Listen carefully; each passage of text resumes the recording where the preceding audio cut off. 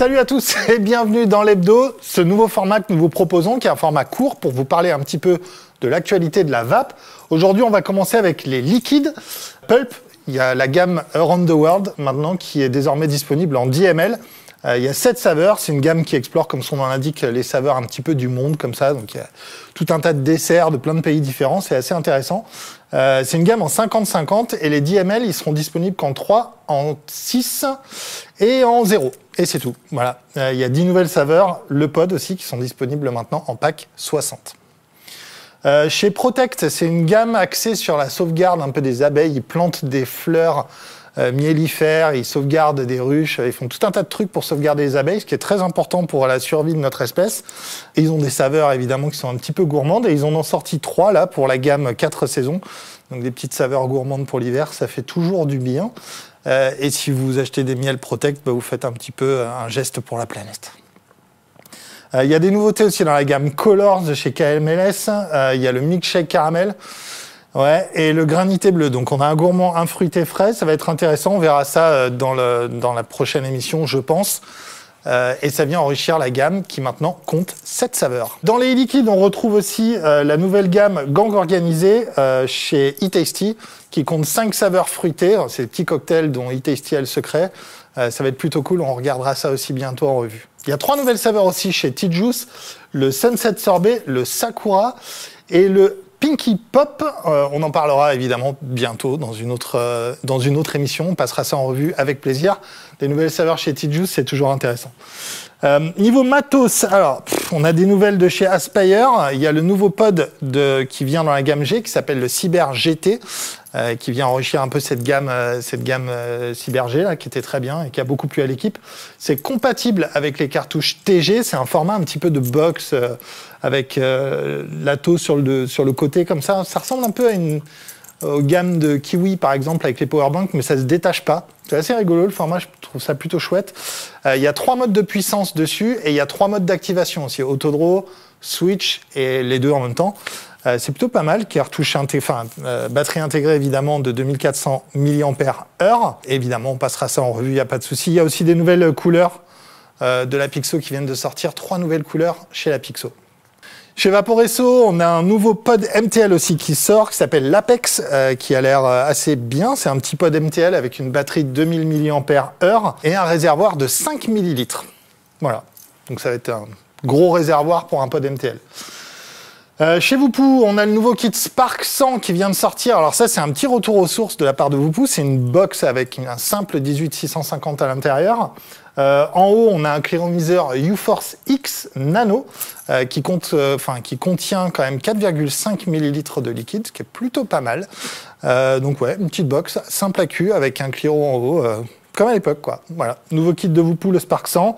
Donc chez LVP, on peut retrouver aussi maintenant 2 nouvelles gammes de cartouches pré-remplies, de systèmes à cartouches pré-remplies. La première, c'est la Fisco Point, et la seconde, c'est la Dojo Omnigo de chez Vaporesso. Alors la Dojo Omnigo, c'est une batterie de 700 mAh avec une cartouche pré-remplie de 2 ml, ce qui est plutôt pas mal, ça nous donne environ 600 puffs. Bon, voilà, qui compte déjà 5 saveurs. Et elle est intéressante, cette petite batterie, d'autant que ça sort de chez Vaporesso, c'est quand même une grande marque. La seconde, c'est la Fisco Point. Alors, c'est un peu plus gros système, avec un réservoir de 10 ml et une batterie de 900 mAh, qui, elle, compte 10 saveurs. Voilà. Actualité maintenant, l'OFDT a sorti son rapport drogue et addiction en 2025. On a eu l'occasion de le regarder, il y a l'article complet sur jesuisvapoteur.org évidemment. À la lumière de ce rapport, on peut voir que le tabagisme est légèrement en baisse en France. Ça, c'est bien, c'est une bonne chose. On est quand même les 3e plus gros fumeurs d'Europe. Ça, c'est un peu moins une bonne chose. Au niveau des jeunes, c'est pareil, on est très très haut placé dans le classement des fumeurs européens. Par contre, le point positif qu'on peut voir, c'est que le tabagisme des jeunes est en chute libre.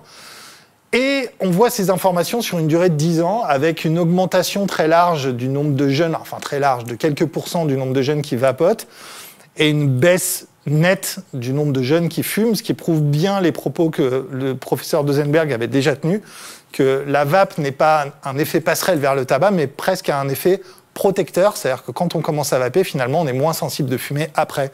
C'est désormais confirmé par les stats de l'OFDT, ce qui est très bien. Deuxième point que je voulais relever quand même, c'est que dans ces stats, notamment au niveau du tabagisme, la vape n'est pas relevée chez les adultes, c'est-à-dire qu'elle n'est pas considérée comme un problème pour l'OFDT, et donc pas besoin de la mesurer plus que ça.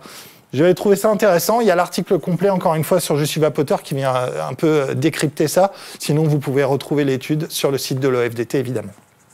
British American Tobacco a lancé une campagne d'affichage. Enfin, c'est pas vraiment une campagne, c'était plutôt une bâche sur une église qui était en reconstruction, Notre-Dame de Lorette, à Paris, et qui disait « Une France sans tabac vous intéresse, nous aussi ».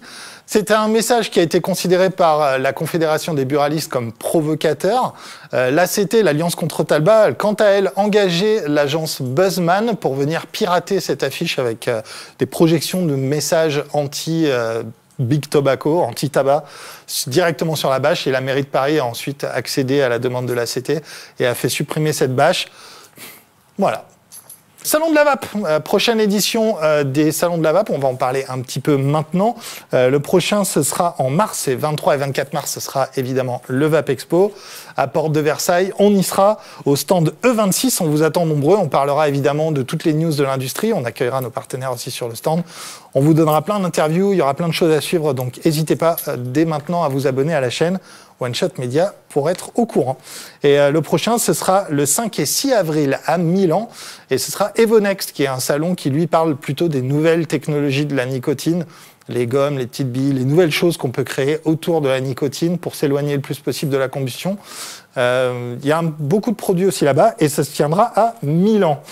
Alors, on va parler de Milan un petit peu plus d'ailleurs, puisque à Milan, il est désormais interdit de fumer. Depuis le 1er janvier 2025, la ville de Milan a interdit à tout le monde de fumer dans la rue, dans les espaces publics, évidemment aux terrasses des cafés. Les amendes, elles vont de 20 à 240 € si on est pris en train de fumer. La seule exception étant si on se trouve à 10 mètres de d'autres personnes, ou dans un coin isolé. On peut saluer que c'est une méthode assez brutale de lutter contre le tabagisme, qui a d'ailleurs été aussi utilisée en Suède. On peut se rassurer par contre, la vape est hors de portée de cette loi. On a quand même encore le droit de vapoter un petit peu partout dans la ville de Milan.